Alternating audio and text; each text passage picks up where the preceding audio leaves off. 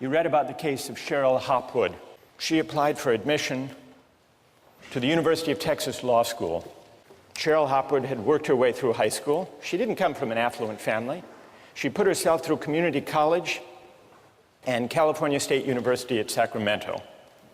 She achieved a 3.8 grade point average there. Later moved to Texas, became a resident, took the law school admissions test, did pretty well on that, and she applied to the University of Texas Law School. She was turned down. She was turned down at a time when the University of Texas was using an affirmative action admissions policy, a policy that took into account race and ethnic background. The University of Texas said 40% of the population of Texas is made up of African Americans and Mexican Americans. It's important that we, as a law school, have a diverse student body. And so we are going to take into account not only grades and test scores, but also the demographic makeup of our class, including its race and ethnic profile. The result of that policy is that some applicants to the University of Texas Law School with a lower academic index, which includes grades and test scores, than hers, were admitted, and she was turned down. She said, she argued, I'm just being turned down because I'm white. If I were a member of a minority group with my grades and test scores, I would have been admitted. You're basing something on that's an arbitrary factor. You know, Cheryl couldn't control the fact that she was white or not in a minority. And therefore, you know, it's not as if it was like a test score that she worked hard to try and show that she could, you know, put that out there, you know, that she had no control over her race. Good. And what's your name? Bree. Okay, Bree, stay right there. Now let's find someone who has an answer for Bree. Yes. There are discrepancies in the educational system, and majority of the time, I know this in New York City, the schools that minorities go to are not as well funded, are not as well supplied as white schools. And so there is going to be a discrepancy naturally between minorities and between whites. Tell me your name. Anisha. Anisha. Anisha, you're pointing out that minority kids may have gone, in some cases, to schools that didn't give them the same educational opportunity as kids from affluent families. Yes. And so the test scores they got may actually not represent their true potential in defense of affirmative action, Anisha's argument, correcting for the effects of unequal preparation, educational disadvantage. Bree. If it's that one thing that puts, you know, someone over the edge, then I guess that would be, you know, justifiable. If everything else about the individual first, though, everything they consider about that person's, you know, talents and where they come from and who they are without these arbitrary factors is the same. Without these arbitrary factors, you call it. But before you were suggesting, Bree, that race and ethnicity are arbitrary factors outside the control of the applicants. True, I would agree with that. And your general principle is that admissions shouldn't reward arbitrary factors over which people have no control. Right. All right. What do you say? Well, first of all, I'm for affirmative action temporarily, but for two reasons. First of all, you have to look at the university's purpose. It is to educate their students. And I feel that different races, people coming from different races have different backgrounds and they contribute differently to the education. And second of all, when you say they have equal backgrounds, that's not true when you look at the broader picture and you look at slavery. And this is kind of a reparation. I think affirmative action is a temporary solution to alleviate history and the wrongs done to African Americans in particular. And what's your name? David. David. You say that affirmative action is justified, at least for now, as a way of compensating for past injustice, the legacy of slavery and segregation. Right. I think that what happened in the past has no bearing on what happens today, and I think that discriminating based on race should always be wrong. Because of past injustices, today we have a higher proportion of African Americans who are in poverty, who face less opportunities than white people. And so because of slavery 200 years ago, and because of Jim Crow and because of segregation, today we have injustice based on race. Kate? I think that there are differences, obviously, but the way to fix those differences is not by some artificial fixing of the result. You need to fix the problem. So we need to address differences in education and differences in upbringing with programs like Head Start and giving more funding to lower income schools rather than trying to just fix the result so it makes it look like it's equal when really it isn't. For these contributions, we're going to come back to you. If you've listened carefully, I think you will have noticed 3 different arguments. One argument has to do with correcting for the effects of educational disadvantage. That was Anisha's argument. This is what we might call the corrective argument. Correcting for differences in educational background, the kind of school people went to, the opportunities they had, and so on. That's one argument. What's worth noticing, though, is that that argument is consistent in principle with the idea that only academic promise and scholarly potential should count in admissions. We just need to go beyond test scores and grades alone to get a true estimate of academic promise and scholarly ability. Then we heard a second argument that said affirmative action is justified even where there may not be the need to correct for educational disadvantage in a particular applicant's case. It's justified as a way of compensating for past wrongs, for historic injustices. So that's a compensatory argument, compensating for past wrongs. Then we heard a different, that argued in the name of diversity. Now, the diversity argument is different from the compensatory argument because it makes a certain appeal to the social purpose or the social mission of the college or university. There are really 2 aspects to the diversity argument. One says it's important to have a diverse student body for the sake of the educational experience for everyone. Hannah made that point. And the other talks about the wider society. This was the argument made by the University of Texas in the Hopwood case. We need to train lawyers and judges and leaders, public officials, who will contribute to the strength, the civic strength of the state of Texas and the country as a whole. Because it says, for reasons Hannah and others pointed out, that the common good is served, is advanced, if there is a racially and ethnically diverse student body. Everyone benefits. And this indeed was the argument that Harvard made when it filed a friend of the court brief to the Supreme Court in the 1978 case, affirmative action case, the Bakke case. And the Harvard brief, the Harvard rationale, was cited by Justice Powell, who was the swing vote in the case, upholding affirmative action. He cited that as providing the rationale that he thought was constitutionally acceptable. Harvard's argument in its brief was this: we care about diversity. Scholarly excellence alone has never been the criterion of admission, the sole criterion of admission to Harvard College. 15 years ago, diversity meant students from California and New York and Massachusetts, city dwellers and farm boys, violinists, painters and football players, biologists, historians, and classicists. The only difference now, Harvard argued, is that we're adding racial and ethnic status to this long list of diversity considerations. When reviewing the large number of candidates able to do well in our classes, Harvard wrote, race may count as a plus, just as coming from Iowa may count. A farm boy from Idaho can bring something to Harvard College that a Bostonian cannot offer. Similarly, a black student can usually bring something a white student cannot offer.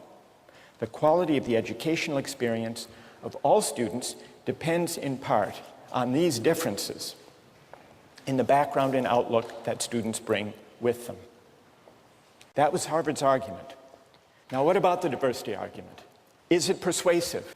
Unless you're a utilitarian, you believe that individual rights can't be violated.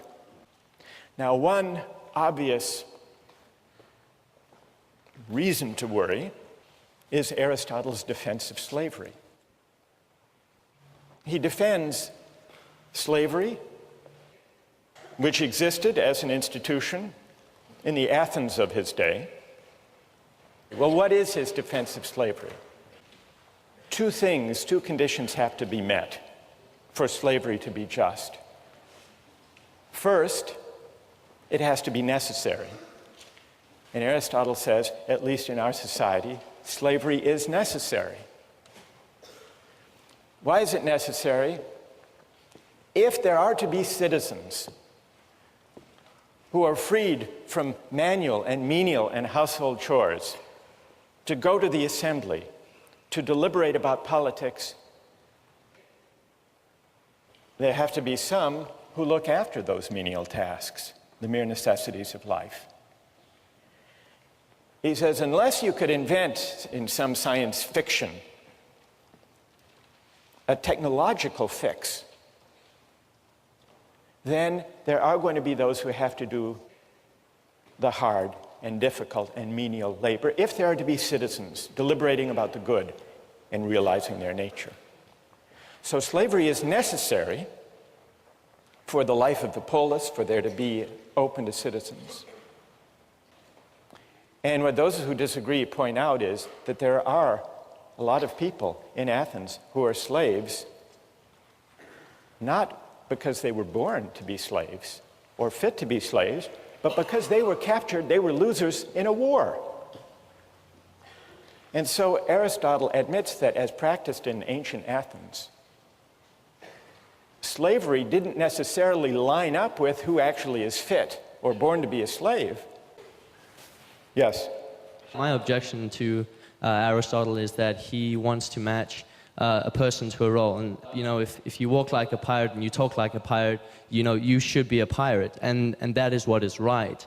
And so what's strange and seemed paradoxical to me about Aristotle's viewpoint is that if you walk like a pirate and you talk like a pirate, you shouldn't be an investment banker, because that's not what you're inherently supposed to do. If you have a peg leg and an eye patch and a disgruntled disposition, you know, you should be on a pirate ship on the high seas. So he doesn't, Some would say the distinction between the two vocations is not as clear as you suggest. All right, but that's good. I take the point. Yes. Go ahead. It just seems to ignore individual rights. So I might be the perfect janitor in the whole world, and I can do that job the most efficiently out of anybody that exists right now, but I might not want to do that. I might want to do any other number of pursuits, and it seems to say that that isn't really a good option for me. All right, and what's your name? Mary Kate? Good. Mary Kate said, what if a person is very well suited to having a certain role, like the role of being a janitor, but wants something else, wants to reach higher, wants to choose another way of life? So that goes back to this question about freedom. If we take our bearing as persons from roles that are said to fit our nature, shouldn't it at least be up to us to decide what those roles are? In fact, shouldn't it be up to us to define what roles are suitable to us? And that's going to take us back to the confrontation between Aristotle on the one hand and Kant and Rawls on the other. What's at stake in the debate about teleology, say Rawlsian and Kantian liberals, is this.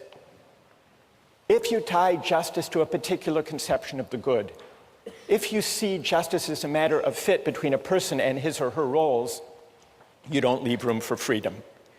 And to be free is to be independent of any particular roles or traditions or conventions that may be handed down by my parents or my society. Alistair MacIntyre gives an account,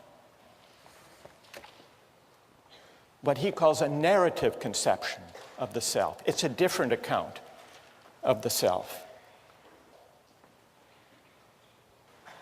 Human beings are essentially storytelling creatures, McIntyre argues.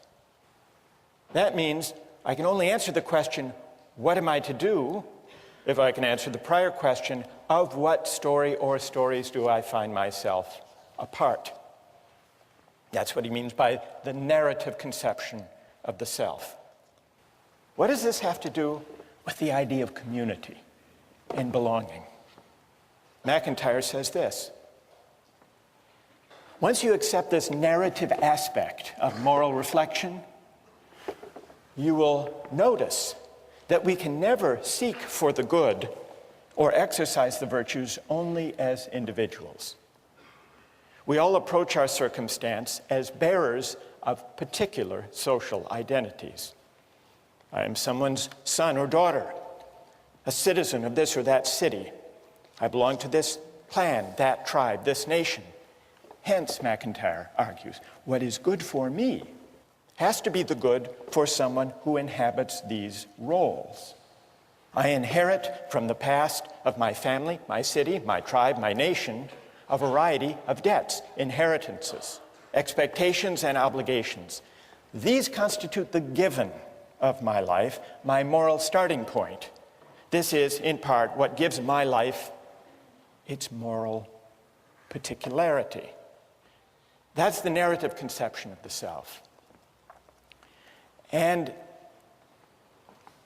it's a conception that sees the self as claimed or encumbered, at least to some extent, by the history, the tradition, the communities of which it's a part. We can't make sense of our lives, not only as a psychological matter, but also as a moral matter in thinking what we ought to do without attending to these features about us. Now, McIntyre recognizes that this narrative account, this picture of the encumbered self, puts his account at odds with contemporary liberalism and individualism, expressed by those contemporary Americans who deny any responsibility for the effects of slavery upon black Americans, saying, I never owned any slaves. Or the young German who believes that having been born after 1945 means that what Nazis did to Jews has no moral relevance to his relationship to his Jewish contemporaries. McIntyre says all of these attitudes of historical amnesia, that the self can't be detached, shouldn't be detached from its particular ties of membership, history. Simply by virtue of being in being influenced by them. I'm a German citizen, and if I had been born 80 years earlier, then I would have been a citizen of Nazi Germany. And for some reason, I just don't think that I would have to feel obligated towards Germany because I had benefited from actions of Nazis. I mean, I guess my response to that would be you have hundreds of thousands of protesters in the United States right now who hold up signs that say peace is patriotic. And I'm sure there are people in this room who don't agree with that. I personally do. And I would say that they're strongly objecting to basically everything the Bush administration is doing right now, but they still consider themselves loving their country because they're furthering the cause of what they see as best for the country. And I tend to agree with that as a patriotic movement. Well, but how's that then? How do you still favor your country? How's that still patriotic? I mean, isn't that more a sentimental attachment? Where's the obligation there? Here's an even more fateful example from a figure in American history, Robert E. Lee. Now, Robert E. Lee, on the eve of the Civil War, was an officer of the Union Army. He opposed secession, in fact, regarded it as treason. When war loomed, Lincoln offered Lee to be the commanding general of the Union Army. And Lee refused, and he described in a letter to his sons why he refused. With all my devotion to the Union, he wrote, I have not been able to make up my mind to raise my hand against my relatives, my children, my home. by which he meant Virginia. The Union is dissolved, I shall return to my native state and share the miseries of my people, save in her defense, I will draw my sword no more. Now here's a real test, Dan, for your principle of loyalty. Because here is the cause of the war against, not only to save the Union, but against slavery. And Lee is going to fight for Virginia, even though he doesn't share the desire of the southern states to secede. Now, the communitarian would say there is something admirable in that. Whether or not the decision was ultimately right, there's something admirable. And the communitarian would say, we can't even make sense. Rena, we can't make sense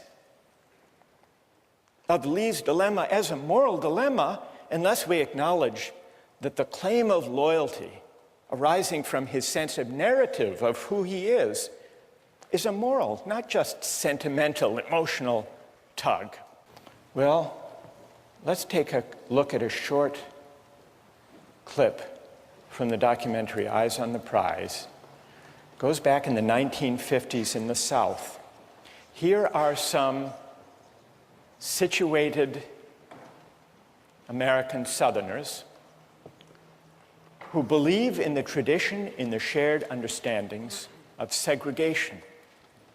Listen to the arguments they make about loyalty and tradition, and see if they don't make you uneasy about tying arguments about justice to the shared understandings or traditions that prevail in any given society at the moment. Let's run the clip. This land is composed of two different cultures, a white culture and a colored culture, and I've lived close to them all my life. But I'm told now that we've mistreated them and that we must change, and these changes are coming faster than I expected, and I'm required to make decisions on a basis of a new way of thinking, and it's difficult. It's difficult for me, it's difficult for all Southerners. Well, there you have it. Narrative selves, situated selves, invoking tradition. Doesn't that show us that justice can't be tied to the shared understandings of goods that prevail in any given community at any given time? Or is there a way of rescuing that claim from this example? Now, same-sex marriage draws on, implicates deeply contested and controversial ideas morally and religiously. And so there's a powerful incentive to embrace a conception of justice or of rights that doesn't require the society as a whole to pass judgment one way or another on those hotly contested moral and religious questions about the moral permissibility of homosexuality, about the proper ends of marriage as a social institution. So clearly, if there's an incentive to resolve this question, to define people's rights in a way that doesn't require the society as a whole to sort out those moral and religious disputes, that would be very attractive. So what I would like to do now is to see, using the same-sex marriage case, whether it's possible to detach one's views about the moral permissibility of homosexuality and about the purpose, the end of marriage, to detach those questions from the question of whether the state should recognize same-sex marriage or not. So let's begin. I would like to begin by hearing the arguments of those who believe that there should be no same-sex marriage, but that the state should only recognize marriage between a man and a woman. Do I have volunteers? I had two. There were two people I asked, people who had voiced their views already on the Justice blog, Mark Luff and Ryan McCaffrey. Where are you? Okay, Mark, and where's Ryan? All right, let's go first to Mark. I have sort of a teleological understanding of the purpose of sex and the purpose of marriage. And I think that for people like myself who are a Christian and also a Catholic, the purpose of sex is, one, for its procreative uses, and two, for a unifying purpose between a man and a woman within the institution of marriage. You have a certain conception of the purpose, or the telos, of human sexuality, which is bound up with procreation. Right. As well as union. Yeah. And the essence of marriage, the purpose of marriage as a social institution, is to give expression to that telos and to honor that purpose, namely the procreative purpose of marriage. Is that a fair summary of your view? Yeah. Where's Ryan? Go ahead. Do you agree more or less with Mark's reasons? Yes, I agree. I think that the ideal of marriage involves procreation, and it's fine that homosexuals would go off and cohabitate with each other, but the government doesn't have a responsibility to encourage that. All right, so the government should not encourage homosexual behavior by conferring the recognition of marriage. Yeah, it would be wrong to outlaw it, but encouraging it is not necessary. Who has a reply? Hannah? I'd just like to ask a question to Mark. Let's say you got married to a woman, you did not have sex with her before marriage, and then when you became married, it became evident that you were an infertile couple. Do you think that it should be illegal for you to engage in sex if children will not result from that act? Yeah, I think that it is moral, and that's why I gave the twofold purpose. So like a woman, say, I think older couples can get married, a woman who's beyond, who's already had menopause, and who can't have a child, because I think that sex has it has purposes beyond procreation. I hate to be uncouth, but have you ever engaged in masturbation? Yeah. You don't have to answer that. You can. Well, yeah, I think all right. Just a minute. No. Why? Make your. I'd like to respond to that. No, I think. Wait. Look, we've done pretty well over a whole semester, and we're doing pretty well now, dealing with questions that most people think can't even be discussed in a university setting. And Hannah, you have a powerful point. Make that point as a general argument rather than as an interrogative. Okay. But make the point. What's the principle that you're appealing? What's the argument you have in mind? All right. Well, biblically... Put it in the third person. Yeah. Okay. Rather than in the second sure. person. Make the argument. Go ahead. Okay. Biblically, masturbation or onanism is not permissible because it's spilling your seed on the earth when it's not going to result in the birth of a child.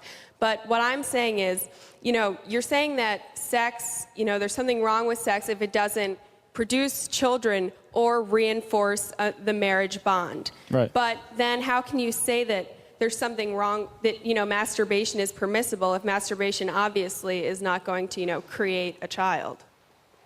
Yeah, I think marriage is society's way to create this separate institution where they say, this is what we hold as a virtue. Yes, every day we fall short, and people fall short in so many different other ways. But I think that if you personally fall short in some moral sphere, as we all do, that doesn't take the right of you to argue. All right.